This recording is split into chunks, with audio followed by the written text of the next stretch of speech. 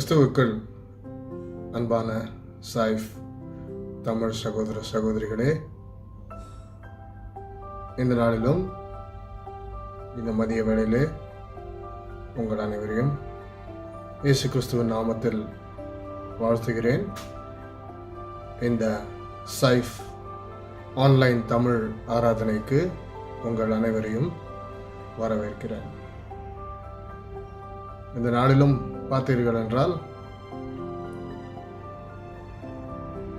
நம்ம சாய்ஃப் தமிழ் சகோதரர்கள் அனைவரும் வேலைக்கு செல்ல பர்மிட் கிடைத்து விட்டது. அவர்கள் அனைவரும் வேலைக்கு செல்ல ஆயத்தமாகிக் கொண்டிருக்கிறார்கள். கர்த்தருக்கு ஸ்தோத்திரம் செலுத்தி நாம் இந்த காலங்களை கடந்து செல்லுவோம். இந்த நாளில் நாம் பார்த்தீர்கள் என்றால் நாம் சாய்ஃப் தமிழ்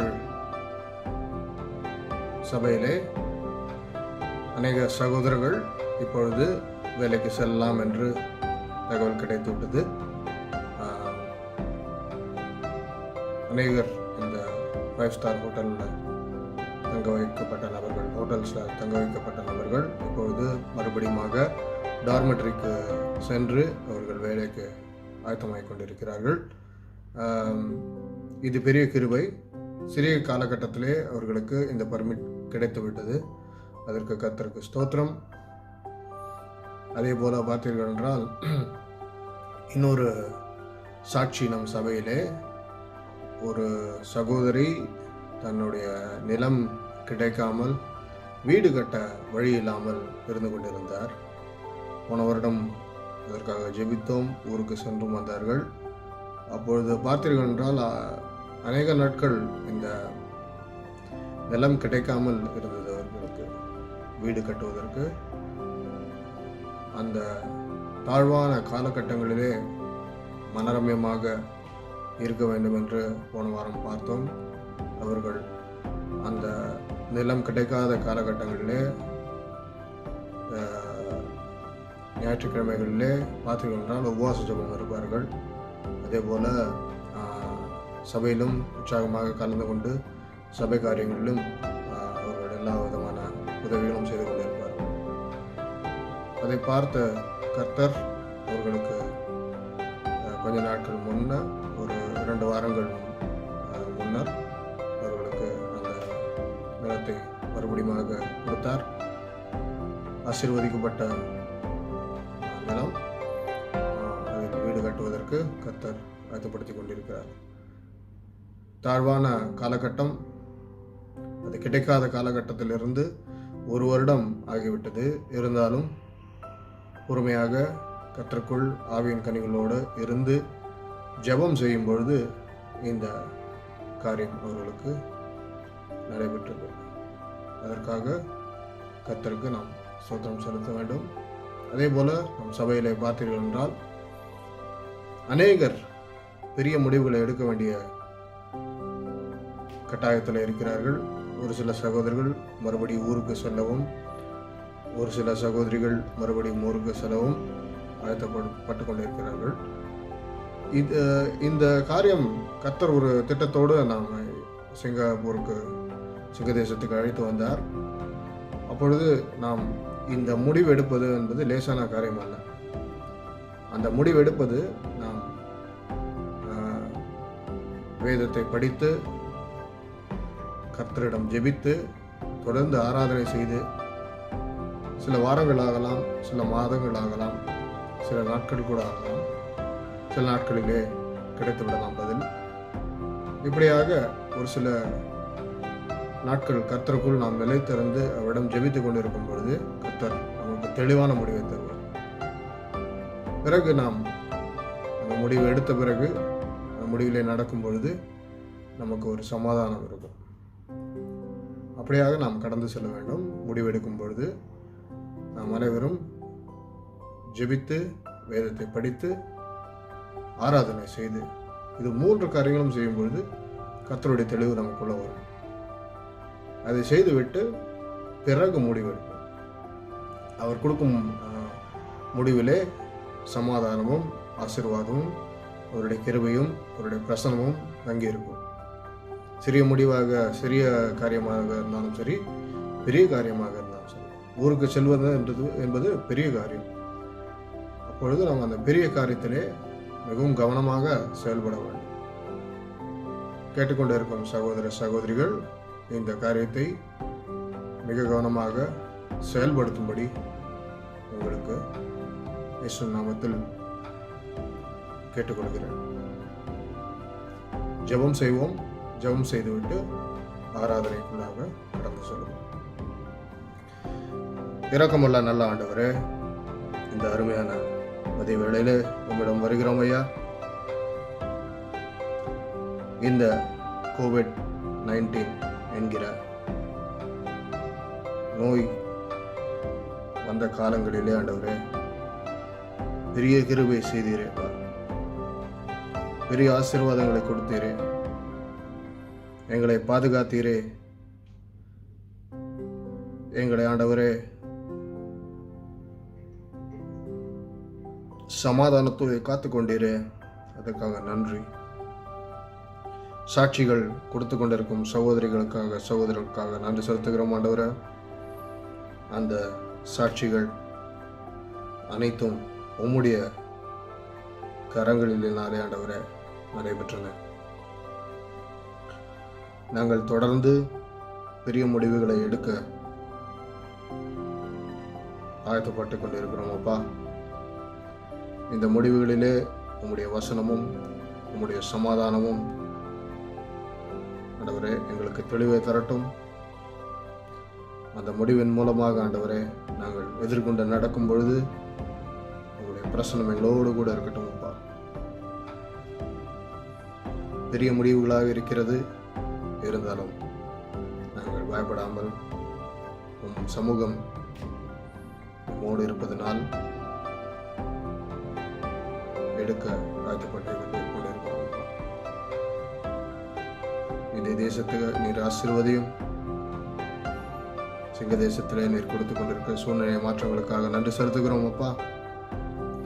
இந்திய தேசத்திலே இருக்கக்கூடிய சூழ்நிலைகளை முழுவதுமாக மாற்றிப்போடும். மற்ற தேசங்களிலிருந்து இந்தியாவுக்கு செல்லும் பொழுது பாதுகாப்பை நீர் தந்தருளும். நேற்றைய தினம் இருந்தக்கூடிய அந்த ஆக்சிடென்டிலே ஆண்டவரே சில நபர்கள் உயிரிழந்தார்கள். கர்த்தர் பத்திரமாக நீர் வந்து கொண்டிருக்கும் ஆண்டவரே சகோதர சகோதரிகளை பாதுகாத்துக் கொள்ளும். தொடர்ந்து ஆண்டவரே எங்கள் கவலைகள் கஷ்டங்களை மறந்து எங்கள் சிந்தைகளை விட்டுவிட்டு இந்த ஆராதனை நேரத்தை முழு பலத்தோடு முழு உற்சாகத்தோடு ஆண்டவரே உம்மை ஆராதிக்க ஆண்டவரே நாங்கள் முற்பட்டு வருகிறோம். உங்களுடைய பிரசன்னம் இருக்கட்டும் அப்பா. உங்களுடைய ஆவியானவர் உலா வரட்டும். இயேசுவின் நாமத்தில் ஜெபிக்கிறோம் எங்கள் வல்லமையுள்ள பிதாவே.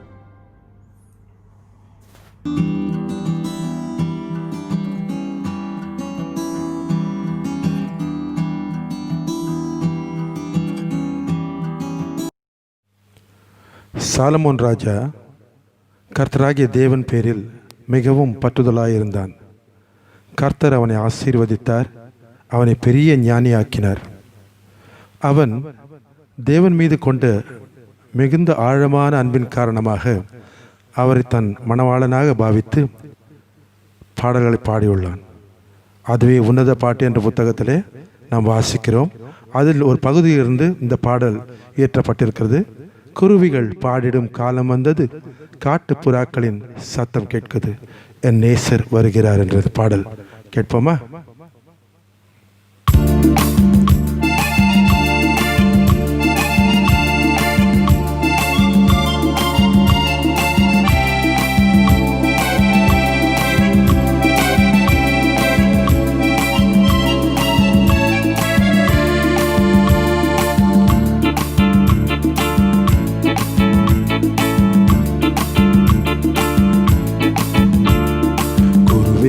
பாடிடும் காலம் வந்தது, காட்டு காட்டுப்புறாக்களின் சத்தம் கேட்குது, குருவிகள் பாடிடும் காலம் வந்தது.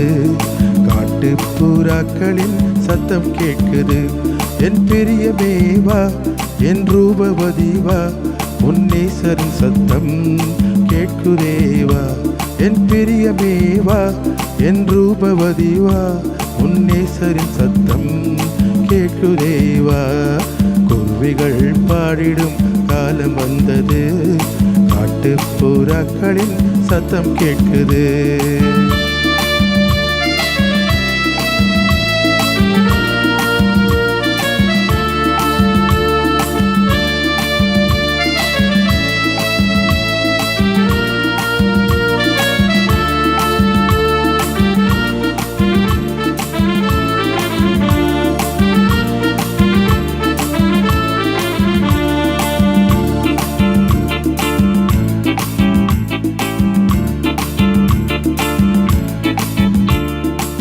திராட்சை கொடிகளும் பூத்து கொலுங்குது, வாசம் வீசுது, வசந்தம் வந்தது. அத்தி மரங்களில் கனிகள் தோன்றுது, எத்திசையிலும் வாசம் வீசுது. என் நேசர் வரும் காலமே, என்னை தேடியே வரும் நேரமே. இது என் நேசர் வரும் காலமே, என்னை தேடியே வரும் நேரமே. குருவிகள் பாடிடும் காலம் வந்தது, காட்டுப்புறாக்களின் சத்தம் கேட்குது. குருவிகள் பாடிடும் காலம் வந்தது, காட்டுப்புறாக்களின் சத்தம் கேட்குது.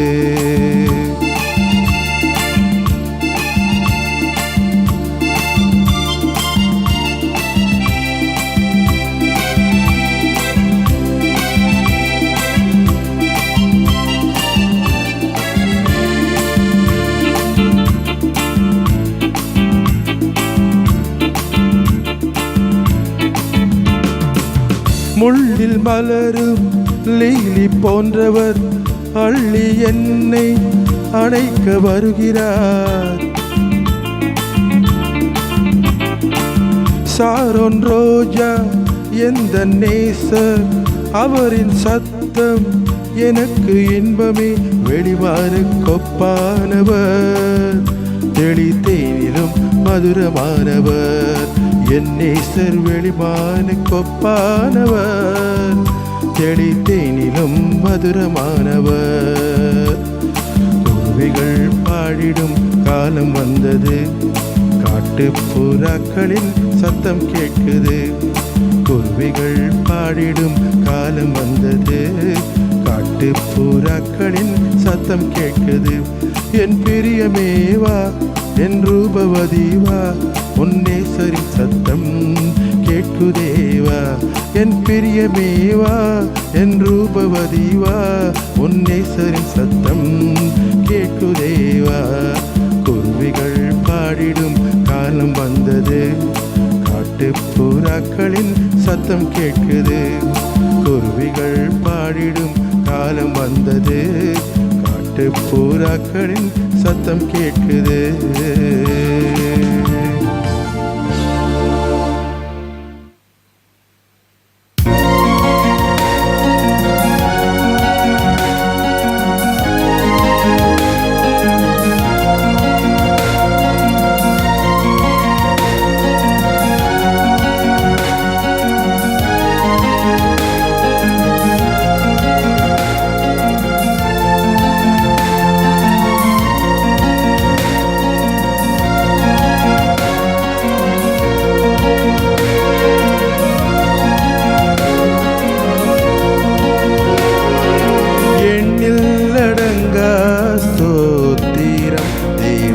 என்றென்றும் நான் பாடுவேன். எண்ணில் அடங்கா ஸ்தோத்திரம் தேவா, என்றென்றும் நான் பாடுவேன்.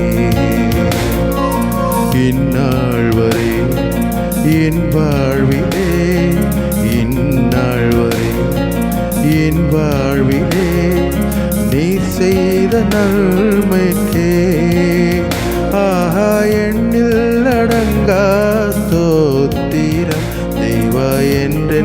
என்றென்றும் நான் பாடுவேன். எண்ணில் அடங்கா ஸ்தோத்திரம் தேவா என்றென்றும் நான் பாடுவேன்.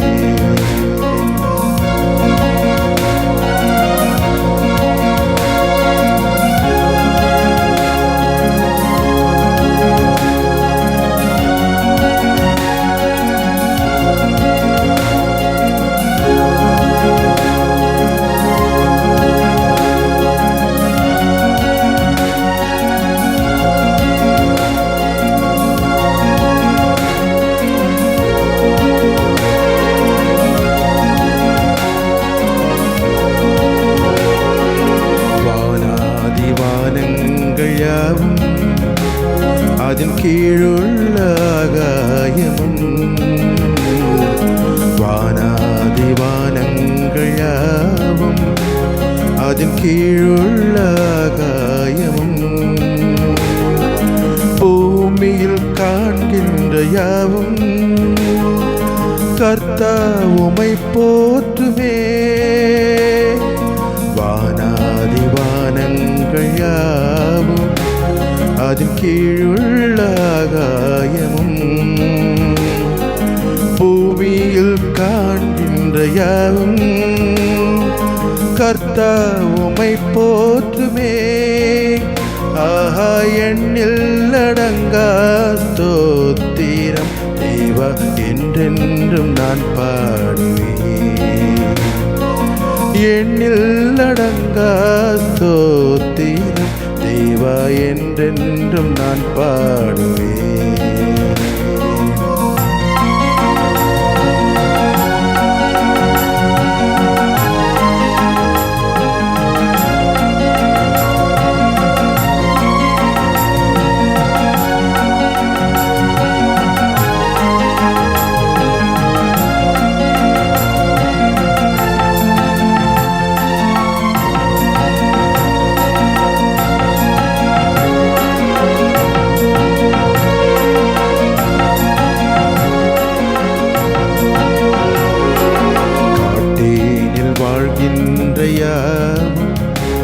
கடும் காற்றும் பனித்தூறலும்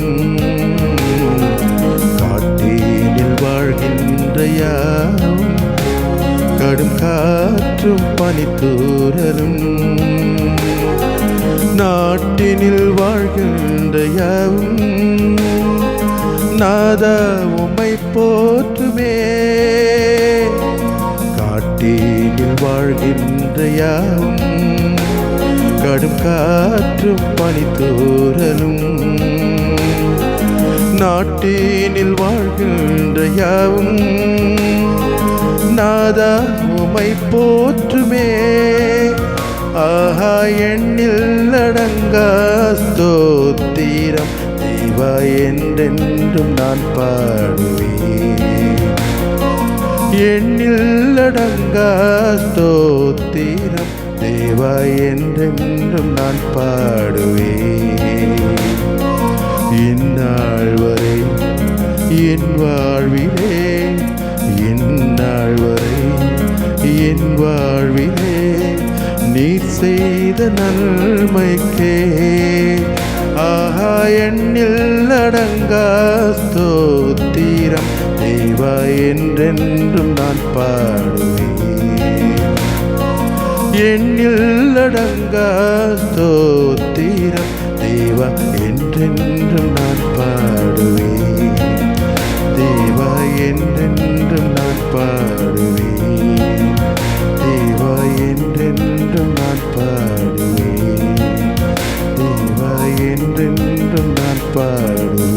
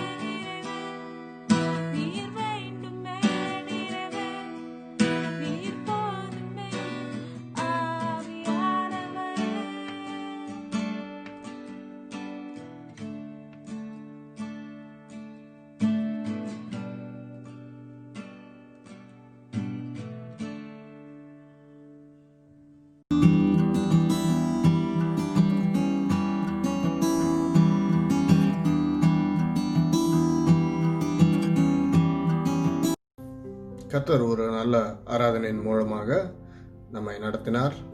அதற்கு கர்த்தருக்கு ஸ்தோத்திரம்.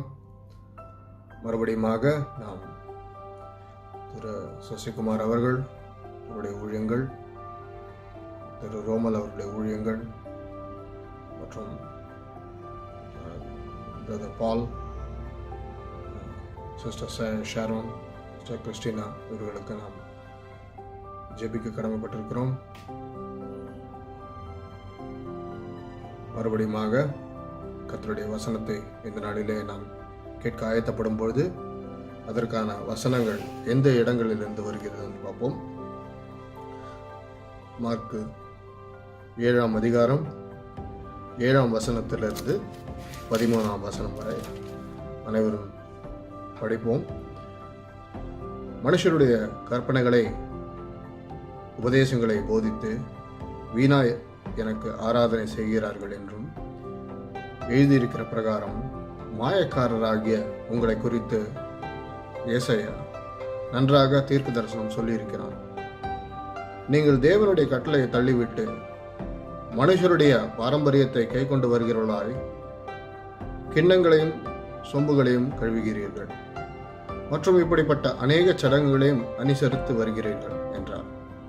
பின்னும் அவர் அவர்களை நோக்கி, நீங்கள் உங்கள் பாரம்பரியத்தை கைக்கொள்ளும்படிக்கு தேவனுடைய கட்டளைகளை வியர்த்தனமாக்கினது நன்றாயிருக்கிறது. எப்படி எனில், உங்கள் தகப்பனையும் உங்கள் தாயையும் கனம் பண்ணுவாயாக என்றும் தகப்பனையாவது தாயையாவது நிந்திக்கிறவன் கொல்லப்பட வேண்டும் என்றும் மோசே சொல்லியிருக்கிறாரே. நீங்களோ, ஒருவன் என் தகப்பனையாவது தாயையாவது நோக்கி, உனக்கு நான் செய்யத்தக்க உதவி எது உண்டோ அதை குர்பான் என்னும் காணிக்கையாக கொடுக்கிறேன் என்று சொல்லி விட்டால் அவனுடைய கடமை தீர்ந்தது என்று சொல்லி அவனை இனி தகப்பனுக்காவது தன் தாய்க்காவது யாதொரு உதவியும் செய்ய ஒட்டாமல் நீங்கள் போதித்த உங்கள் பாரம்பரியத்தினால் தேவவசனத்தை அவமாக்குகிறீர்கள்.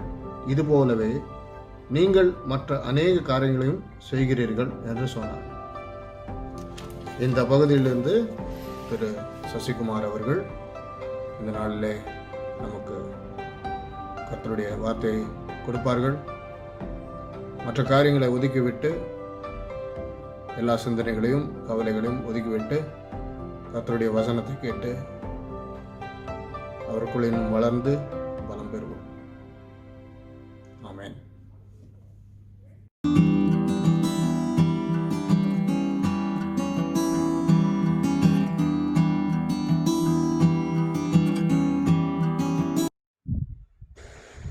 அன்பான கர்த்தருடைய பிள்ளைகளே, ஆண்டவராகிய இயேசு கிறிஸ்துவின் நாமத்தில் நான் உங்களை வாழ்த்துகிறேன்.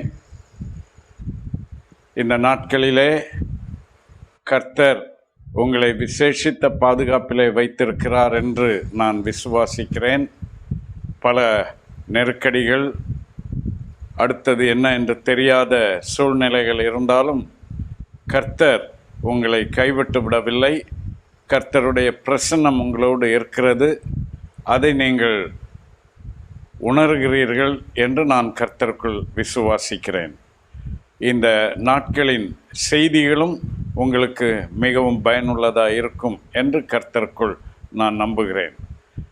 சைஃப் சர்ச்சுக்கு இப்படி செய்தி கொடுக்க என்னை அன்போடு கேட்டுக்கொண்ட பாஸ்டர் பிரீத்தம் அவர்களுக்கும் நான் நன்றியுள்ளவனாக இருக்கிறேன். இந்த செய்திகளை ஒழுங்காக கேட்டு ஆசீர்வாதம் பெற்று வருகிற உங்களுக்கும் நான் நன்றியுள்ளவனாக இருக்கிறேன். சென்ற வாரத்திலே கிறிஸ்தவ குடும்பம் என்பதை பற்றி நாம் ஆரம்பித்தோம். தொடர்ந்து சில வாரங்கள் அதை பற்றி பேசலாம் என்று இருக்கிறேன். சென்ற வாரம் கணவன் மனைவி என்பவர்களை பற்றி பார்த்தோம். அதை பற்றி இன்னும் நிறைய பார்க்க வேண்டியது இருக்கிறது. ஆனால் இன்றைக்கு பெற்றோரை பற்றி, அதாவது கணவன் மனைவியுடைய பெற்றோர், கணவனுடைய அப்பா அம்மா, மனைவியுடைய அப்பா அம்மா ஆகியவர்களுக்கும் குடும்பத்திற்கும் இருக்கிற உறவை பற்றி உங்களோடு பகிர்ந்து கொள்ள கர்த்தர் என்னை ஏவி இருக்கிறார். ஆகவே அதை பற்றி சில காரியங்களை நான் உங்களோடு பகிர்ந்து கொள்ள விரும்புகிறேன். சென்ற வாரம் வாசித்த பகுதியிலே எபேசியர் 5வது அதிகாரத்தின் கடைசி பகுதியை வாசித்தோம். 6வது அதிகாரத்தின் முதல் சில வசனங்களை வாசித்தோம். எபேசியர் 6வது அதிகாரத்திலே முதல் 3 வசனங்களை மீண்டும் உங்களுக்கு நான் வாசிக்க விரும்புகிறேன். பிள்ளைகளே, உங்கள் பெற்றோருக்கு கர்த்தருக்குள் கீழ்ப்படியுங்கள், இது நியாயம். உனக்கு நன்மை உண்டாயிருப்பதற்கும் பூமியிலே உன் வாழ்நாள் நீடித்திருப்பதற்கும் உன் தகப்பனையும் உன் தாயையும் கனம் பண்ணுவாயாக என்பதே வாக்குத்தத்தமுள்ள முதலாம் கற்பனையாய் இருக்கிறது. இந்த பகுதி பிள்ளைகளுக்கு சொல்லப்படுகிற ஆலோசனை. நம்முடைய குடும்பத்திலே நமக்கு பிள்ளைகளாக இருக்கிறவர்களை பற்றின ஆலோசனை என்றாலும் இதில் பெற்றோரை எப்படி கனம் பண்ண வேண்டும் என்பது இருக்கிறபடினாலே திருமணமான தம்பதிகள் தங்கள் பெற்றோரை எப்படி கனம் பண்ண வேண்டும் என்பதை பற்றியும் இன்றைக்கு நான் முதலாவது உங்களோடு பகிர்ந்து கொள்ள விரும்புகிறேன். அடுத்து வருகிற நாட்களிலே பிள்ளைகள் எப்படி இருக்க வேண்டும், பெற்றோர் பிள்ளைகளை எப்படி நடத்த வேண்டும் என்பதை பற்றியெல்லாம் கூட நாம் பார்க்க போகிறோம்.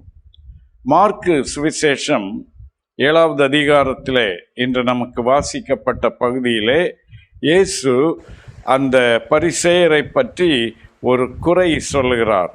என்ன சொல்லுகிறார்? இவர்களெல்லாம் 7வது வசனம் பாருங்கள். மனுஷருடைய கற்பனைகளை உபதேசங்களாக போதிக்கிறார்கள். 9வது வசனம், நீங்கள் உங்கள் பாரம்பரியத்தை கைக்கொள்ளும்படிக்கு தேவனுடைய கட்டளைகளை வியர்த்தமாக்கினது நன்றாயிருக்கிறது என்கிறார். 13வது வசனம், நீங்கள் போதித்த உங்கள் பாரம்பரியத்தினால் தேவ வசனத்தை அவமாக்குகிறீர்கள். பாருங்கள், இதில் நான் உங்களுக்கு சுட்டி காண்பிக்க விரும்புவது என்னவென்றால், மனுஷருடைய கற்பனைகளை உபதேசங்களாக போதிக்கிறீர்கள் என்கிறார் 7வது வசனத்திலே. 13வது வசனத்திலே, நீங்கள் போதித்த உங்கள் பாரம்பரியத்தினால் தேவ வசனத்தை அவமாக்குகிறீர்கள் என்று சொல்லுகிறார்.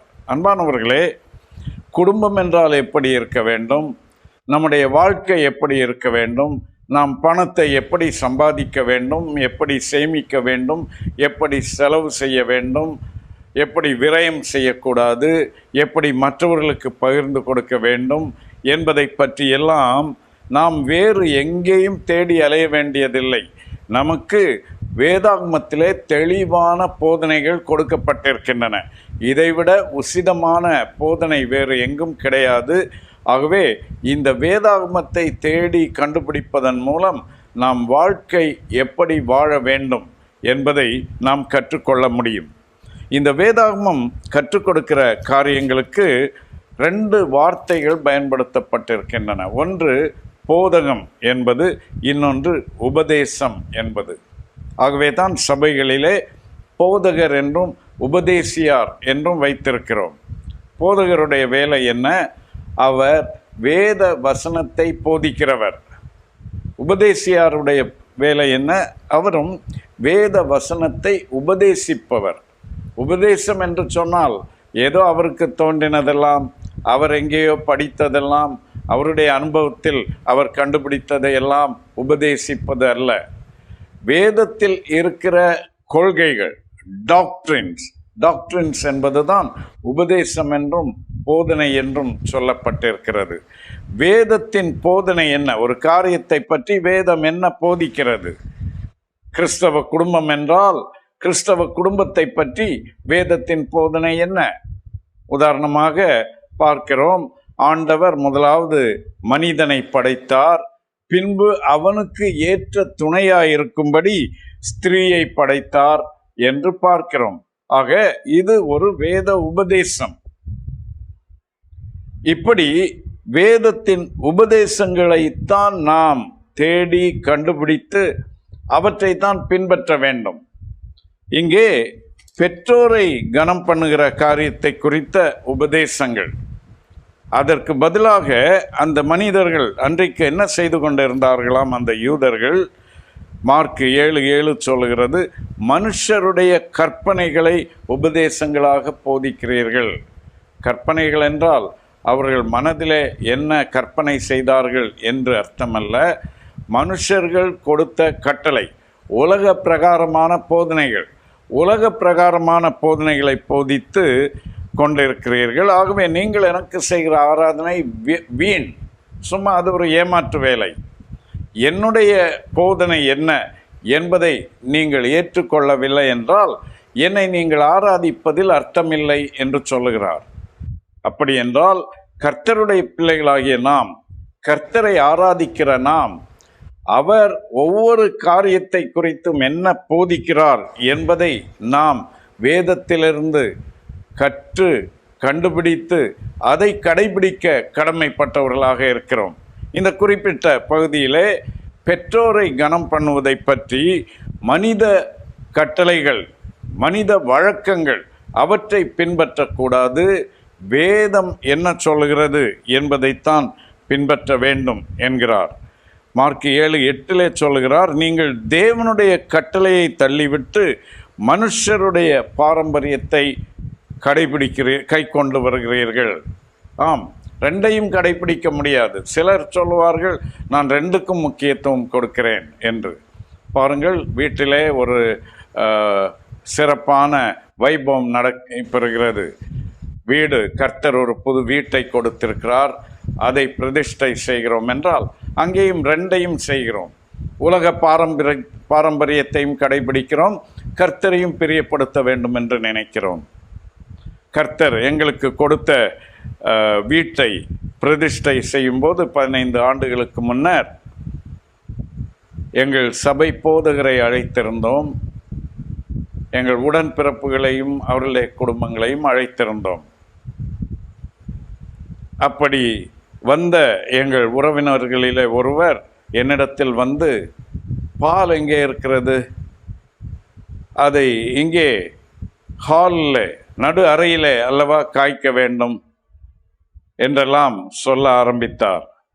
நான் சொன்னேன், இது பால் காய்க்கிற நேரம் அல்ல, இது இந்த வீட்டை கர்த்தருக்கு பிரதிஷ்டை செய்கிற நேரம். கர்த்தர் எங்களுக்கு ஒரு வீட்டை கொடுத்திருக்கிறார். அதை நாங்கள் உபயோகிக்க ஆரம்பிக்கும் முன்னர் கர்த்தருக்கு அதை பிரதிஷ்டை செய்ய விரும்புகிறோம். ஆகவே அதற்காக போதகரை அழைத்திருக்கிறோம். அவர் ஜெபிப்பார், செய்தி கொடுப்பார், எல்லாரையும் உற்சாகப்படுத்துவார். அதோடு கூட எங்கள் குடும்பத்தார், உடன்பிறப்புகள் எல்லாரையும் அழைத்திருக்கிறோம். ஆக உலக சடங்குகளுக்காக, பாரம்பரியங்களுக்காக இந்த நிகழ்ச்சி இல்லை என்று சொன்னேன்.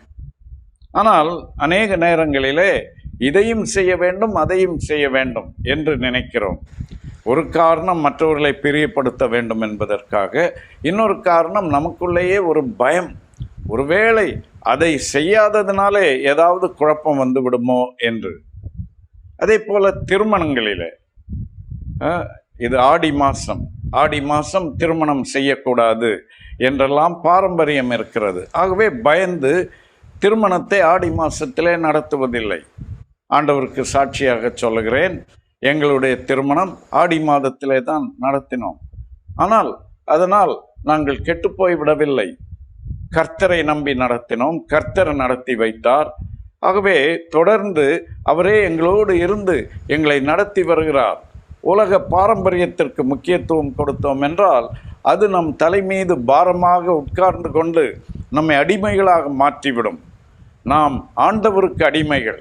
ஆண்டவர் என்ன சொல்லுகிறார், ஆண்டவர் சொல்லுகிற வழிமுறைகள் என்ன, அதைத்தான் நாம் பின்பற்ற வேண்டும். இங்கே மார்க்கு சுவிசேஷத்தில் இந்த 7வது அதிகாரத்தில் இந்த சடங்குகள் பற்றி, பாரம்பரியம் பற்றி எல்லாம் ஆண்டவர் சொல்ல வருகிற காரியம் என்ன 10வது வசனத்திலிருந்து வாசிக்கிறேன் பாருங்கள். எப்படி எனில், உன் தகப்பனையும் உன் தாயையும் கனம் பண்ணுவாயாக என்றும், தகப்பனையாவது தாயையாவது நிந்திக்கிறவன் கொல்லப்பட வேண்டும் என்று மோசே சொல்லியிருக்கிறாரே.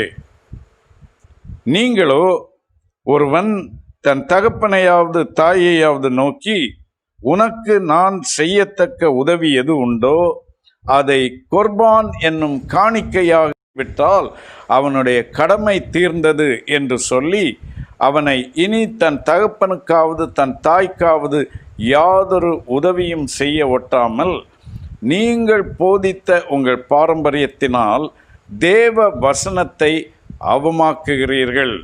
இது போலவே நீங்கள் மற்றும் அநேக காரியங்களையும் செய்கிறீர்கள் என்று சொன்னார். என்ன சொல்லுகிறார்? பெற்றோருக்கு உதவி செய்ய வேண்டும், பொருள் உதவி செய்ய வேண்டும். ஆனால் இவர்களுக்கு, அந்த தம்பதிக்கு அந்த மத தலைவர்கள் என்ன சொல்லிக் கொடுத்திருக்கிறார்கள்? அதற்கு ஒரு சாக்குப்போக்கு சொல்லிக் கொடுத்திருக்கிறார்கள். என்ன?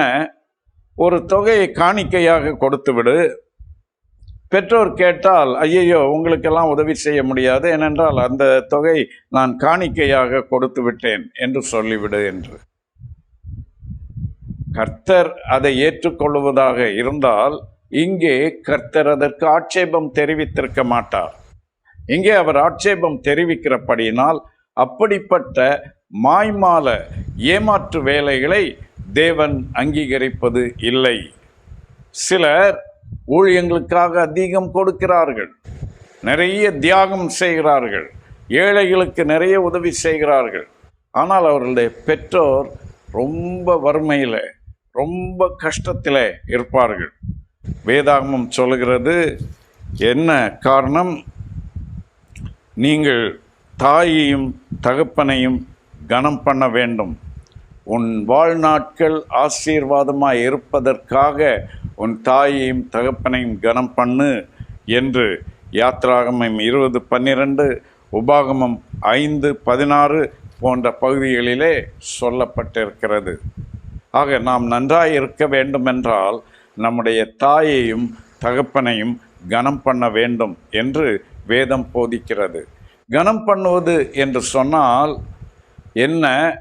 நம்முடைய செயல்களிலே அதை காண்பிக்க வேண்டும். அவர்கள் மீது மதிப்பு வைப்பது, அவர்களுடைய ஆலோசனையை கேட்பது, அவர்களை சென்று சந்திப்பது, வீட்டிலே அவர்களுக்கு முக்கியத்துவம் கொடுப்பது. ஒருவேளை நம்முடைய பெற்றோர், வயோதிப பெற்றோர் நம்முடைய குடியிருக்கிறார்கள் என்று வைத்துக் கொள்வோம். அவர்களுக்கு சரியாக அவர்களுடைய உடைகளை லாண்ட்ரிக்கு போடுவதற்கு ஏற்பாடு செய்வதில்லை.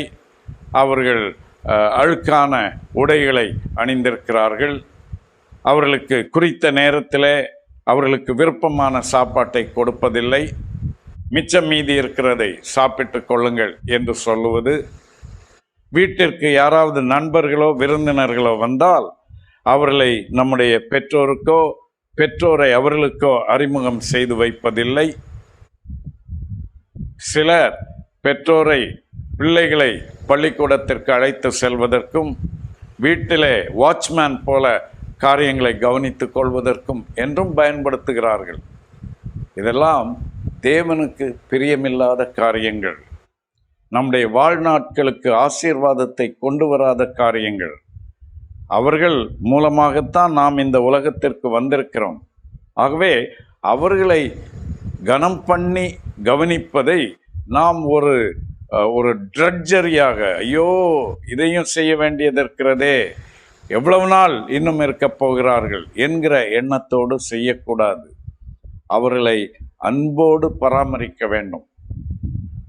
எனக்கு தெரிந்த ஒரு குடும்பத்திலே ஒரு அருமையான ஐயா, அவர் வயது முதிர்ந்தவராக இருக்கும்போது அவருக்கு ஞாபக மறதி என்று ஒரு சுகவீனம், உடல்நலக் குறைவு வந்துவிட்டது, பாதிப்பு வந்துவிட்டது. ஆகவே அவருக்கு எதுவுமே நினைவு இருக்காது. அப்படி அவர் இருக்கும்போது அவருடைய மகன் என்ன செய்தார்? அப்பா தன்னை குறித்து ஒரு தாழ்வான எண்ணம் வைத்து கொள்ளக்கூடாது. எனக்கு வயதாகிவிட்டது, இப்போது எனக்கு வருமானம் இல்லை, எனக்கு ஒன்றும் தெரியவில்லை, ஆகவே இனி யாரும் என்னை மதிக்க மாட்டார்கள் என்கிற எண்ணம் அவருக்குள் வந்துவிடக்கூடாது என்பதற்காக இந்த மகன் என்ன செய்வார்? எப்போதுமே அப்பாவுடைய சட்டை பையிலே ஒரு 100 ரூபாய் நோட்டை வைத்திருப்பார்.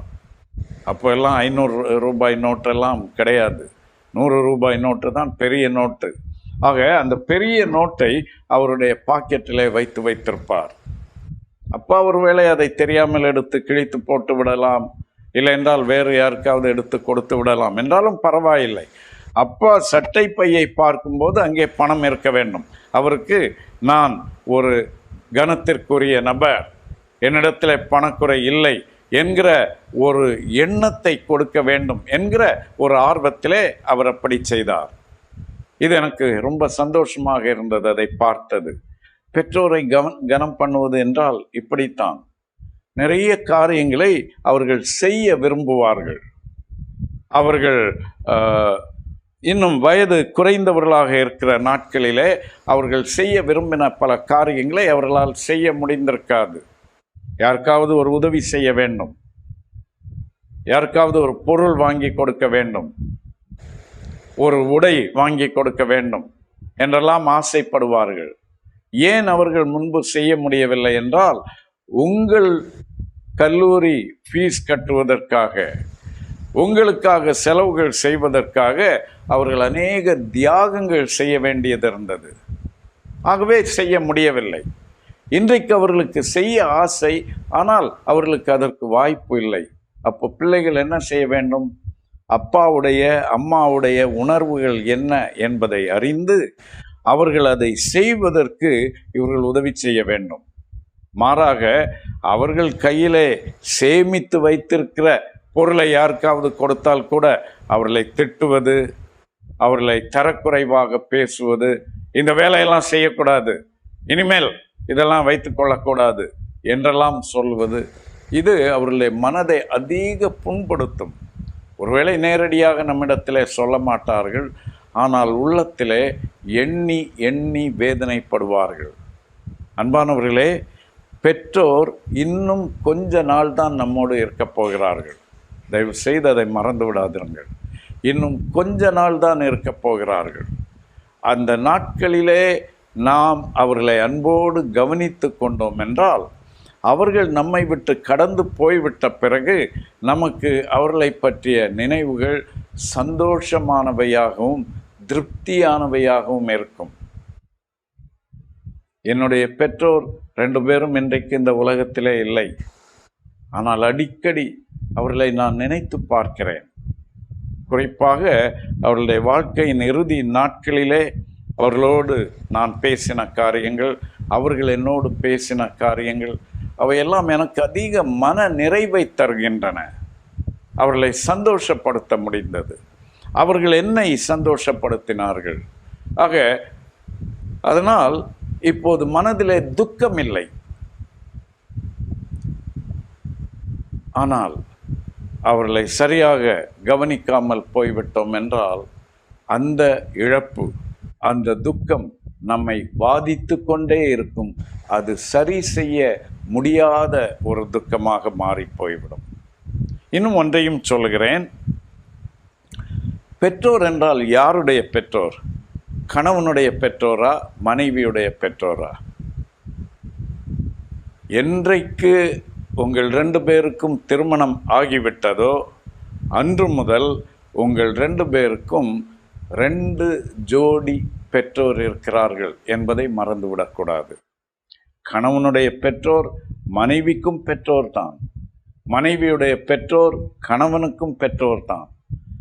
2 ஜோடி பெற்றோரையும் நேசிப்பதும் கனம் பண்ணுவதும் அவர்களை பராமரிப்பதும் உங்கள் 2 பேருடைய பொறுப்பு, உத்தரவாதம் என்பதை மறந்துவிடக்கூடாது. சில நேரங்களிலே மனைவி, உங்கள் அப்பா அம்மா அவங்கெல்லாம் இங்கே வரக்கூடாது என்று சொல்லக்கூடாது. இல்லை என்றால் கணவன், உங்கள் அப்பா அம்மாவை உங்கள் அண்ணன் வீட்டுக்கு போக சொல்லு என்று சொல்லக்கூடாது. நாம் முந்திக் கொள்ள வேண்டும், அவர்களை கவனித்து கொள்ள. நான் ஏற்கனவே சொன்ன மாதிரி அவர்கள் இன்னும் கொஞ்ச நாள் தான் இருக்கப் போகிறார்கள். அவர்களுக்காக ஆகப்போகிற செலவுகள் ரொம்ப குறைவாகத்தான் இருக்கப் போகிறது. சிலர் எப்படி என்றால், அம்மா அப்பா இருப்பார்கள், இவர்களை என்ன செய்வது என்று பங்கு போட்டுக் கொள்ளுவார்கள். தங்கச்சி, நீ அம்மாவை வைத்துக்கொள், நான் அப்பாவை வைத்துக் கொள்ளுகிறேன் என்று. அன்பானவர்களே, அது அவர்களுக்கு ரொம்ப வேதனை கொடுக்கிற ஒரு காரியம். ஏனென்றால் வயோதிப நாட்களிலே அவர்கள் ஒருவருடைய துணை ஒருவருக்கு தேவை. அவர்கள் ஒருவரோடு ஒருவர் பேசி கொண்டிருக்க, உதவியாக இருக்க எல்லாம் மிக மிக தேவை. அவர்கள் இன்னும் கொஞ்ச நாள் தான் 2 பேரும் ஒன்றாக இருக்க போகிறார்கள். ஆகவே அவர்களை பிரிக்க கூடாது. கல்யாணமானவர்கள் விவாகரத்து வாங்கி கொண்டு பிரிவது மட்டுமல்ல, அது ஆண்டவருக்கு அருவருப்பான ஒன்று. ஆண்டவர் ஏற்றுக்கொள்வதில்லை. விவாகரத்துக்கு முயற்சி செய்கிற, அப்படி செய்கிற தம்பதிகளையும் ஆண்டவர் அருவருக்கிறார். அவர்களுக்கு அந்த காரியங்களுக்கு உதவி செய்கிறவர்களையும் ஆண்டவர் அருவருக்கிறார். ஜாக்கிரதையாக இருக்க வேண்டும். வக்கீல் என்கிற முறையிலே, ஆலோசனை கொடுக்கிறேன் என்கிற முறையிலே, நண்பன் என்கிற முறையிலே, எனக்கு அவர்களை பிடிக்காது ஆகவே பழி வாங்குகிறேன் என்கிற முறையிலே அப்படி பிரிக்க முயற்சி செய்கிற யாராக இருந்தாலும் தேவன் அவர்களை சும்மா விட மாட்டார். அதுபோலத்தான் வயோதிப பெற்றோரையும் நாம் பிரித்தால் அது ஆண்டவர் பார்வையிலே மிகப்பெரிய குற்றமாகிவிடும். வேதத்திலே பாருங்கள், ஆதியாகமம் முதல் வெளிப்படுத்தின விசேஷம் வரைக்கும் தகப்பன் என்று சொல்லப்பட்டால் அங்கு தாயையும் சேர்த்து தான் சொல்லியிருக்கிறது. இல்லை என்றால் பெற்றோர் என்று சொல்லப்பட்டிருக்கிறது. தகப்பனை தனியாகவும் தாயை தனியாகவும் வேதம் பிரித்து பேசவில்லை. அவர்கள் ஒரு ஜோடி, அவர்கள் ஜோடியாகவே தான். மரணம் அவர்களை பிரிக்கிற வரைக்கும் அவர்கள் ஜோடியாகவே இருக்க வேண்டும். அவர்களை அப்படி நாம் காத்து கொள்ள வேண்டும். சரி, வீட்டிலே நம்முடைய வயோதிப பெற்றோர் இருப்பதனால் நமக்கு சில சிரமங்கள் இருக்கின்றன. குறிப்பாக இந்த நாட்களிலே வீட்டு வாடகை ரொம்ப அதிகம், அடிக்கடி இருக்கும். அவர்களுக்கென்று ஒரு தனி அறை, அவர்களுக்கென்று ஒரு தனி பாத்ரூம் எல்லாம் தேவை இருக்கிறது. உண்மைதான். ஆனாலும் உங்களை பெற்றவர்கள் அல்லவா, அவர்களுக்காக நீங்கள் சில வசதி குறைவுகளை சகித்து கொள்ளத்தான் வேண்டும். உங்களுக்கு தெரியுமா எத்தனை நாள் உங்களுக்காக அவர்கள் பட்டினி இருந்திருக்கிறார்கள் என்று? எத்தனை நாள் உங்களுக்காக அவர்கள் அழுதிருக்கிறார்கள் என்று உங்களுக்கு தெரியுமா? எத்தனை நாள் உங்களை பாதுகாப்பதற்காக மற்றவர்களிடம் திட்டு வாங்கியிருக்கிறார்கள் என்று தெரியுமா? எவ்வளவு உங்களுக்காக கடன் வாங்கியிருக்கிறார்கள் என்று தெரியுமா? எவ்வளவு தியாகங்கள் செய்தவர்கள். அவர்கள் இந்த உலகத்திலே செலவு செய்கிற கடைசி நாட்களை நீங்கள் அவர்களை கனம் பண்ணி அவர்களுக்கு சந்தோஷமான நாட்களை கொடுத்து அவர்களுக்கு சந்தோஷமான பிரிவு உபசாரம் செய்ய வேண்டும். ஆகவே பெற்றோரை வயோதிப நாட்களிலே கவனிப்பது ரொம்ப முக்கியம். பெற்றோரை அப்படி வைத்திருப்பதனால் வருகிற நன்மைகள் உண்டா? கண்டிப்பாக உண்டு. அவர்களுக்கு வருகிற பென்ஷனோ, அவர்கள் சேமித்து வைத்திருக்கிற எதுவாக இருந்தாலும் நிச்சயமாக பிள்ளைகளோடும் பேர பிள்ளைகளோடும் பகிர்ந்து கொள்வார்கள். வேறு யாருக்கு கொடுத்து விட போகிறார்கள்? அவர்களுக்கு மிஞ்சினது எல்லாம் உங்களுக்குத்தானே, என்ன அவசரம்? ஆகவே அன்பானவர்களே, அவர்களை நீங்கள் அன்போடு கனத்தோடு பாதுகாக்க வேண்டும் என்று நான் உங்களை அன்போடு கேட்டுக்கொள்கிறேன். இது ஒரு ரொம்ப முக்கியமான உபதேசம். ஆனால் இதை முக்கியத்துவம் கொடுத்து இன்றைக்கு அநேக இடங்களிலே செய்திகள் கொடுக்கப்படுவது இல்லை. அப்படி ஓடு போக்கிலே 2 வார்த்தை சொல்லிவிட்டு போய்விடுவார்கள். ஆனால் இன்றைக்கு ஆவியானவர் இதை குறித்த தெளிவான போதனை தம்முடைய ஜனத்திற்கு கொடுக்க வேண்டும் என்று என்னுடைய உள்ளத்திலே உணர்த்தினபடியினால் இதை நான் உங்களுக்கு சொல்லுகிறேன். சில நேரங்களிலே வயோதிப பெற்றோர் அவர்கள் வேலை ஓய்வு பெற்ற வெகு விரைவிலே மரித்து போய்விடுகிறார்கள். காரணம் என்ன தெரியுமா? அவர்களுக்கு இனிமேல் நான் இந்த உலகத்திலிருந்து என்ன பயன், மற்றவர்களுக்கு பாரமாக இருக்க போகிறேன் என்கிற ஒரு எண்ணம் வந்து விடுகிறது. என் அன்பான சகோதரனே, சகோதரியே, தம்பி, தங்கச்சி, உன்னை அன்போடு நான் கேட்டுக்கொள்கிறேன். உன் பெற்றோருடைய வாழ்நாள் நீடித்தால் உன்னுடைய வாழ்நாள் நீடிக்கும். உன்னுடைய வாழ்நாள் நீடிக்கும்படியாக நீ உன்னுடைய பெற்றோரை கனம் பண்ணு என்று வேதம் சொல்லுகிறது. என்னுடைய சாட்சியையே சொல்லுகிறேன். என்னுடைய தகப்பனார் 104 வயது வரை உயிர் வாழ்ந்தார்கள். அவர்கள் ஒரு பள்ளி நிர்வாகியாக ஒரு பள்ளியை நடத்தி கொண்டிருந்தார்கள். அவர்களுக்கு வயதான பிறகு, அவர்கள் காலத்திற்கு பிறகு அந்த பள்ளியை யார் நடத்துவது, எப்படி நடத்துவது என்பதை பற்றின கேள்விகள் வந்தபோது அந்த பள்ளியை பிள்ளைகள் எப்படி நிர்வகிக்க வேண்டும் என்பதற்காக ஒரு ட்ரஸ்ட் ஒன்றை ஏற்படுத்தினார்கள். அதை ஏற்படுத்தி அதெல்லாம் கையொப்பமெல்லாம் ஆகி பதிவு செய்யப்பட்ட உடனே சொன்னார்கள், இதோடு என்னுடைய வேலை முடிந்து விட்டது, இனி நான் யாருக்கும் பாரமாக இருக்க விரும்பவில்லை என்று சொன்னார்கள். ஆனால் அப்போது பிள்ளைகளாகிய நாங்கள் அவரிடத்தில் சொன்னோம், அப்பா அப்படி அல்ல, உங்கள் கடைசி நாள் வரைக்கும் இந்த பள்ளியுடைய நிர்வாகியாக நீங்கள் தான் தொடர வேண்டும், நீங்கள் தான் எல்லா கோப்புகளிலும் கையெழுத்து போட வேண்டும் என்று சொன்னோம். அவர்கள் கேட்டார்கள், உண்மையா சொல்றீங்களா? ஆமாப்பா, உண்மையாகத்தான் சொல்லுகிறோம். ஆண்டவருடைய பெரிதான தயவினால் அவருடைய பிள்ளைகளாகிய நாங்கள் யாரும் அவர்கள் சீக்கிரம் எங்களுக்கு வழிவிட்டு கொடுக்க வேண்டும் என்று எதிர்பார்க்கவில்லை. அவர்களே செய்யட்டும் என்று அவர்களுக்கு உதவி செய்தோம். அவர்களுக்கு வயது அதிகமாகிவிட்ட போது நானும் என் அண்ணனுமாக சேர்ந்து அவர்களுக்கு கட்டிலே உட்கார்ந்து கொண்டு கையெழுத்து போடுவதற்கு வசதியான சக்கரம் வைத்த பழு இல்லாத லகுவான ஒரு குட்டி மேசை ஒன்றை தயாரித்து கொடுத்தோம். அப்போது அவர்கள் கையெழுத்து போட வேண்டிய நேரத்தில் அந்த மேசை அவர்கள் படுக்கை பக்கத்தில் இழுத்து வைத்து கொண்டு போடலாம். அப்படியெல்லாம் செய்ததன் விளைவு அவர்கள் 104 வயது வரைக்கும் வாழ்ந்து தன்னுடைய மரணத்திற்கு முந்தின நாள் வரைக்கும் அரசு பேப்பர்களிலே கோப்புகளிலே அவர்கள் கையெழுத்து போட்டு கொண்டிருந்தார்கள். நான் விசுவாசிக்கிறேன், கர்த்தருடைய கிருபைக்கு அடுத்தபடியாக பிள்ளைகள் அவரை கனம் பண்ணி அவர்களுக்கு முக்கியத்துவம் கொடுத்ததன் விளைவாக அவர்களுடைய ஆயுசு நீடித்தது. அன்பானவர்களே, நம்முடைய பெற்றோருடைய ஆயுசு நம் கையில் இருக்கிறது, மறந்துவிடக்கூடாது. சில நேரங்களிலே அவர்களை நிர்விசாரமாக பேசிவிடுகிறோம். அது அவர்களை மிகவும் புண்படுத்தும். நேரடியாக நம்மிடத்திலே சொல்ல மாட்டார்கள், ஆனால் அவர்கள் ஏங்குவார்கள். என் பிள்ளை இப்படி சொல்லிவிட்டானே, என் மருமகள் இப்படி சொல்லிவிட்டாளே என்று ஏங்கி தவிப்பார்கள். அந்த பெருமூச்சுகள் நமக்கு நல்லதாக இருக்காது.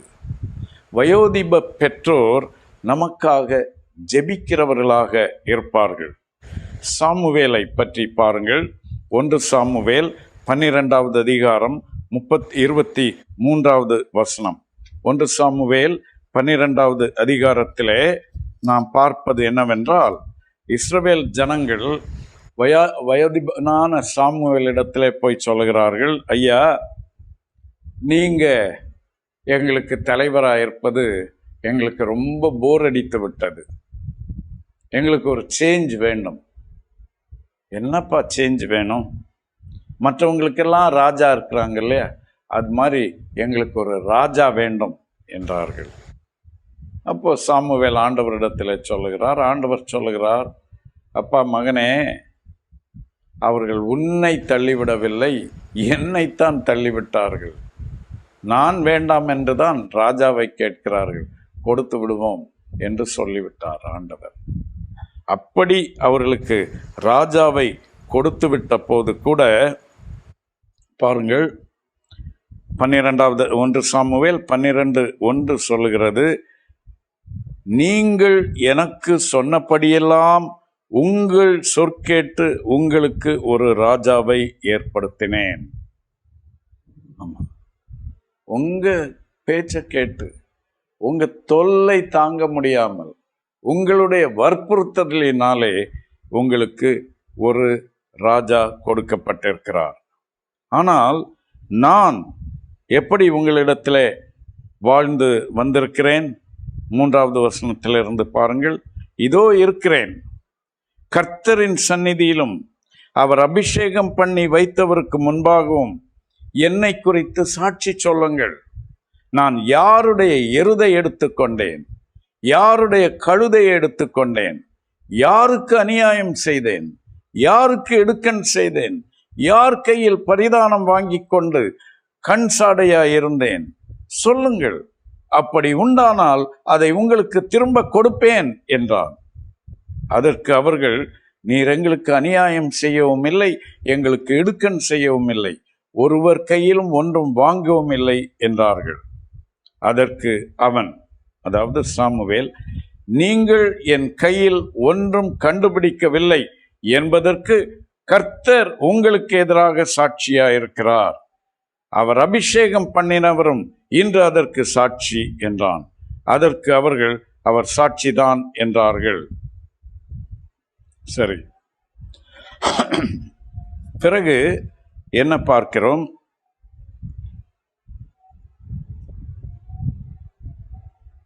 23வது வசனம், 1 சாமுவேல் 12:23. நானும் 22 வாசிக்கிறேன், 20 வாசிக்கிறேன். 1 சாமுவேல் 12:20 முதல். அப்பொழுது சாமுவேல் ஜனங்களை நோக்கி, பயப்படாதேயுங்கள், நீங்கள் இந்த பொல்லாப்பை எல்லாம் செய்தீர்கள், ஆகிலும் கர்த்தரை விட்டு பின்வாங்காமல் கர்த்தரை உங்கள் முழு இருதயத்தோடும் சேவியுங்கள், விலகி போகாதிருங்கள். மற்றபடி பிரயோஜனமற்றதும் ரட்சிக்க மாட்டாததுமாய் இருக்கிற வீணானவைகளை பின்பற்றுவீர்கள், அவைகள் வீணானவைகளே. கர்த்தர் உங்களை தமக்கு ஜனமாக்கி கொள்ள பிரியமானபடியினால் கர்த்தர் தம்முடைய மகத்துவமான நாமத்தின் நிமித்தம் தமது ஜனத்தை கைவிட மாட்டார். 23. நானும் உங்களுக்காக விண்ணப்பம் செய்யாதிருப்பேனே ஆகில் கர்த்தருக்கு விரோதமாக பாவம் செய்கிறவனாய் இருப்பேன், அது எனக்கு தூரமாய் இருப்பதாக. நன்மையும் செவ்வையுமான வழியை நான் உங்களுக்கு போதிப்பேன். அன்பானவர்களே, சாமுவேலை அவர்கள் வேண்டாம் என்று ஒதுக்கி வைத்து விட்டார்கள், ரிட்டையர்மெண்ட் கொடுத்து விட்டார்கள், வீட்டில் இருங்க என்று சொல்லிவிட்டார்கள். பென்ஷன் கொடுத்தார்களா என்று எனக்கு தெரியவில்லை. ஆனால் அப்படி அவர்கள் வேண்டாம் என்று ஒதுக்கின நேரத்தில் சாமுவேல் சொல்லுகிறார், நானும் உங்களுக்கு விண்ணப்பம் செய்யாதிருப்பேனாகில் கர்த்தருக்கு விரோதமாக பாவம் செய்கிறவனாயிருப்பேன், அது எனக்கு தூரமாயிருப்பதாக. நன்மையும் செவ்வையுமான வழியை நான் உங்களுக்கு போதிப்பேன். சில நேரங்களிலே பெற்றோர் கர்த்தரை அறியாதவர்களாக இருப்பார்கள் என்றால், நாம் போகிற வழி அவர்களுக்கு பிடிக்கவில்லை என்றால், என்னனையோ போய் தொலை என்று சொல்லிவிட்டு அவர்கள் ஒதுங்கி விடுவார்கள், இல்லையா?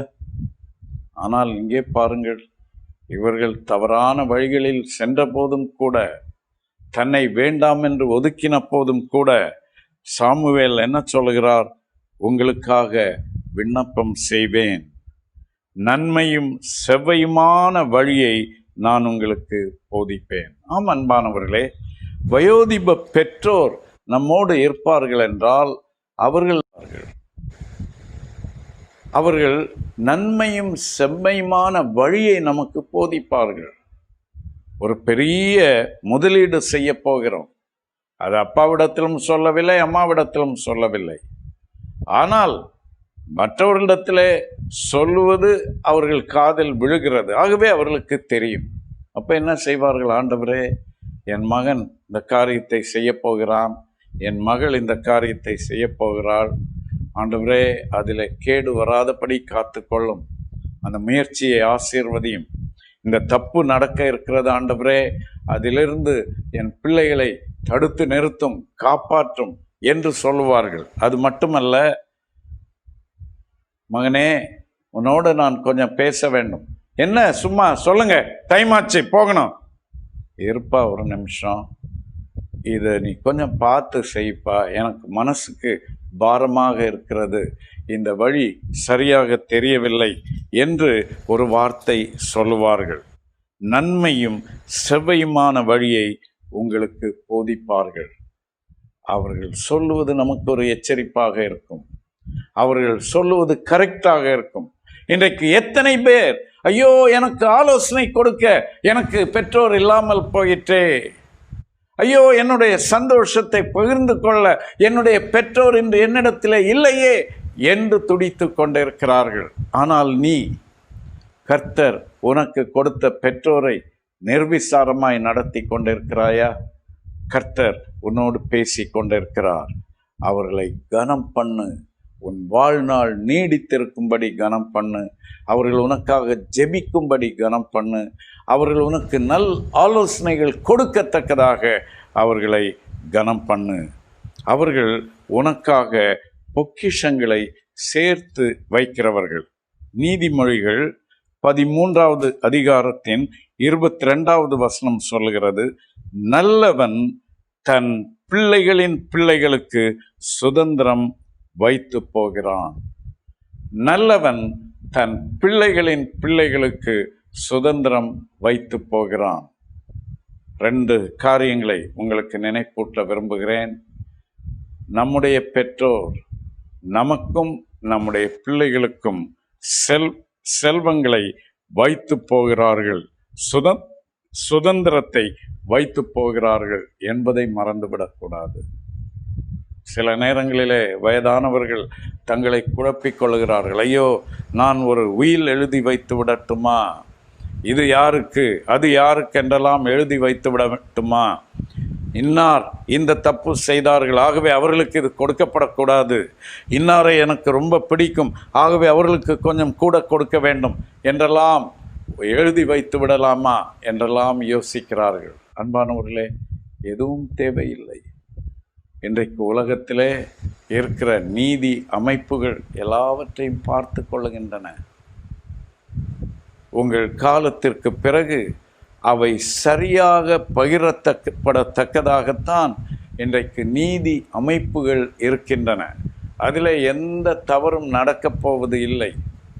நீங்கள் உங்கள் உணர்ச்சி வசப்பட்டு ஒருவருக்கு சாதகமாகவும் இன்னொருவருக்கு பாதகமாகவும் அந்த சுதந்திரத்தை உயில் எழுதி வைத்து விட்டீர்கள் என்றால், பிறகு மரணத் தருவாயிலே ஐயோ நான் செய்தது தப்பாய் போய்விட்டதே என்று நீங்கள் வருந்தத்தக்க சூழ்நிலை வரலாம். ஆனால் சட்டம் பார்த்து கொள்ளும், எந்த தப்பும் நடக்காது.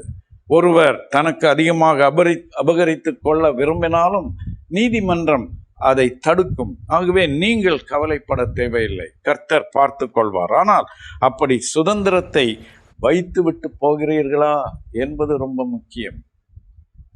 வெறும் வீடும் ஆஸ்தியும் பொருளும் பணமும் பேங்க் பேலன்ஸும் மட்டுமல்ல, நல்ல குணங்கள், நல்ல பழக்க வழக்கங்கள், தேவபக்தி, ரட்சிப்புக்கு ஏற்ற ஞானம், அதை நம்முடைய பிள்ளைகளுக்கு கொடுத்திருக்கிறோமா? பெற்றோர் மட்டும் ரட்சிக்கப்பட்டிருந்தால் போதாது, பிள்ளைகள் ரட்சிக்கப்பட்டிருக்க வேண்டும், பேர பிள்ளைகள் ரட்சிக்கப்பட்டிருக்க வேண்டும். ஆகவே அன்பான வயோதிப பெற்றோர்களே, இதை ஒரு பாரமாக கொள்ளுங்கள். ஆண்டவரே, என் கண் மூடுவதற்கு முன்னர் என்னுடைய பேர பிள்ளைகள் வரை எல்லாரும் ரட்சிக்கப்பட்டதை நான் கண்டு நிம்மதியாக நான் இந்த உலகத்தை விட்டு உம்முடைய ராஜ்யத்திற்கு வரும் அந்த பாக்கியத்தை எனக்கு தாரும் என்று கேளுங்கள். பிள்ளைகளே, உங்கள் பெற்றோர் உங்களுக்கும் உங்கள் பிள்ளைகளுக்கும் ஆசீர்வாதமாக இருக்கிறார்கள், அதை மறந்துவிட வேண்டாம். சில பிள்ளைகளை தாத்தா பாட்டி இடத்திலே அனுமதிப்பது இல்லை. அது ரொம்ப தவறான காரியம்.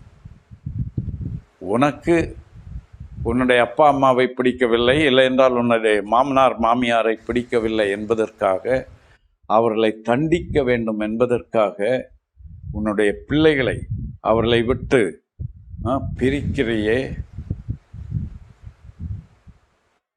இந்த வயோதிப தாத்தா பாட்டி அவர்களோடு நேரம் செலவிட வாய்ப்பு கொடுக்காதபடி தடுக்கிறாயே.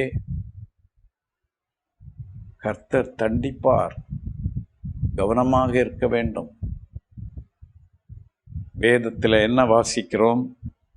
நகோமி என்று ஒரு ஸ்திரீ இருந்தாள். அவள் அநேக நஷ்டங்களை அனுபவித்தவள். ரூத்தின் புஸ்தகத்திலே பார்க்கிறோம். ரூத் 4வது அதிகாரத்திலே நகோமியின் எல்லாம் இழந்து விட்ட பிறகு அவள் தன்னுடைய சொந்த ஊருக்கு வரும்போது அவளுடைய ஒரு மருமகள் அவளும் கூட வருகிறாள். இங்கு வந்து அவளுக்கு உறவினர் ஒருவருக்கு அவளை மறுமணம் செய்து கொள்கிறார். அந்த ரூத்துக்கு குழந்தை பிறக்கிறது. ரூத் 4வது அதிகாரம் 13வது வசனம் முதல் வாசிக்கிறேன். போவாஸ் ரூத்தை விவாகம் பண்ணினான். அவள் அவனுக்கு மனைவியானாள். அவன் அவளிடத்தில் பிரவேசித்த போது அவள் கர்ப்பம் தரித்து ஒரு ஆண் பிள்ளையை பெற கர்த்தர் அனுகிரகம் பண்ணினார். அப்பொழுது ஸ்திரீகள் நகோமியை பார்த்து, நன்றாக கவனியுங்கள், பிள்ளை பெற்றது மருமகள், ஆனால் இப்போது நகோமி மாமியார். ஸ்திரீகள், ஊரில் உள்ள ஸ்திரீகள் நகோமியை பார்த்து, மாமியாரை பார்த்து, சுதந்திரவாளி அற்று போகாதபடிக்கு இன்று உனக்கு தயை செய்த கர்த்தருக்கு ஸ்தோத்திரம். இந்த மருமகா என்ன சொல்ல, இந்த பாருமா, இது ஏன் பிள்ளை, ஓம் பிள்ளை கிடையாது, ஜாக்கிரதை என்று சொல்லவில்லை. அவன் பேர் இஸ்ரவேலிலே பிரபலமாக கடவது. 15வது வசனம். அவன் உன் ஆத்துமாவுக்கு ஆறுதல் செய்கிறவனும், யார்? தாயுடைய அல்ல, பாட்டியுடைய. அந்த பேரன் அந்த பாட்டியாகிய நகோமியுடைய ஆத்துமாவுக்கு ஆறுதல் செய்கிறவனும், உன் முதிர் வயதிலே உன்னை ஆதரிக்கிறவனாமாய் இருக்க கடவன். உன்னை சிநேகித்து 7 குமாரரை பார்க்கிலும் உனக்கு அருமையாயிருக்கிற உன் மருமகள் அவனை பெற்றாளே என்றார்கள். அந்த மருமகள் இந்த மாமியாருக்கு அருமையாயிருந்தால் அந்த பேரப்பிள்ளை அவளுக்கு முதிர் வயதிலே அவளை ஆதரிக்கிறவனாய் இருந்தான். 16வது வசனம். நகோமி அந்த பிள்ளையை எடுத்து தன் மடியிலே வைத்து அதை வளர்க்கிற தாயானாள். 17. அயல் வீட்டுக்காரிகள், பாருங்க, பக்கத்து வீட்டுக்காரங்க என்ன சொல்றாங்க. அயல் வீட்டுக்காரிகள் நகோமிக்கு ஒரு ஆண் பிள்ளை பிறந்தது என்று வாழ்த்தி அதற்கு ஓபேத் என்று பெயரிட்டார்கள். அவன் தாவீதின் தகப்பனாகிய ஈசாயின் தகப்பன். எவ்வளவு சந்தோஷம் இல்லையா அன்பானவர்களே? உங்கள் பெற்றோருக்கு அவர்களுடைய பேரப்பிள்ளைகள் ரொம்ப முக்கியம். சொல்லப்போனால் உங்களை விட அதிகமாக அவர்கள் மீது தான் தங்கள் உயிரையே வைத்திருக்கிறார்கள். ஆகவே do not deny them the joy of spending time with the grandchildren. அப்படி நீங்கள் தடுத்தால் யாருக்கு நஷ்டம்? அவர்கள் கொஞ்ச நாளிலே கர்த்தர் அவர்களுடைய இருதயத்தை ஆற்றுவார், அவர்கள் நித்தியத்திற்கு போய் சேர்ந்து விடுவார்கள். ஆனால் அந்த பெற்றோரிடமிருந்து உனக்கு வர வேண்டிய நிறைய ஆசீர்வாதமான போதனைகளை நீ இழந்து போய்விட்டாய். அந்த நாட்களிலே அந்த பேரப்பிள்ளைகளுக்கு வர வேண்டிய அநேக ஆசீர்வாதமான போதனைகளை அந்த பேரப்பிள்ளைகள் இழந்து விட்டனவே. ஆகவே அன்பான கர்த்தருடைய பிள்ளைகளே, வயோதிப பெற்றோருக்கும் அவர்களுடைய பேரப்பிள்ளைகளுக்கும் ஒரு நெருங்கின தொடர்பு ஏற்படுத்தப்பட வேண்டும். ஒருவேளை அதை பற்றி நீங்கள் இவ்வளவு நாளும் நினைக்காமல் இருந்திருந்தால் இன்றைக்கு கர்த்தர் உங்களோடு பேசியிருக்கிறார். நம்முடைய வயோதிப பெற்றோரை கனம் பண்ணுவோம், ஆதரிப்போம், சந்தோஷப்படுத்துவோம். நம்முடைய பிள்ளைகளுக்கும் அவர்கள் ஆசீர்வாதமாக இருக்கும்படி ஏற்பாடு செய்வோம். கர்த்தர் தாமே நம்மை அப்படி ஆசீர்வதிப்பாராக. கண்களை மூடி கர்த்தரை நோக்கி ஜெபம் பண்ணுவோம். நல்ல ஆண்டவரே, மிக முக்கியமான ஒரு காரியத்தை இன்றைக்கு எங்களோடு பேசியிருக்கிறீர். ஆண்டவரே, எங்கள் குடும்பத்திலே இந்த காரியங்களை சரி செய்து கொள்வதன் மூலம் குடும்பம் பிரகாசிக்கத்தக்கதாக, பின் சந்ததி ஆசீர்வதிக்கப்படத்தக்கதாக, எங்கள் வாழ்வு நாட்கள் நீடித்திருக்கத்தக்கதாக ஆண்டவரே எங்கள் பெற்றோரை கனம் பண்ண, ஆதரிக்க, நேசிக்க, பாதுகாக்க எங்களுக்கு ஒரு உணர்வை கொடும் ஆண்டவரே. ஒத்தாசை செய்யும் ஆண்டவரே. அவர்களை எங்களோடு நீர் வைத்திருப்பதற்காக உமக்கு நன்றி சொல்கிறோம் அப்பா. நாங்கள் அவர்களை சந்தோஷப்படுத்த எங்களுக்கு உதவி செய்யும். அவர்கள் எங்கள் பிள்ளைகள் மூலமும் சந்தோஷத்தை பெற்றுக்கொள்ள உதவி செய்யும். எங்கள் குடும்பத்தை ஆசீர்வதியும். பின் சந்ததி ஆசீர்வதிக்கப்பட எங்கள் பெற்றோரை பயன்படுத்தும். எங்கள் இரட்சகராகிய இயேசு கிறிஸ்துவின் நாமத்தில் கேட்கிறோம் எங்கள் நல்ல பிதாவே. ஆமீன். ஆசீர்வாதம்.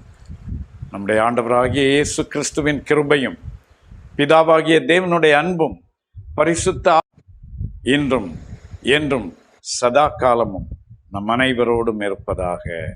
ஆமீன்.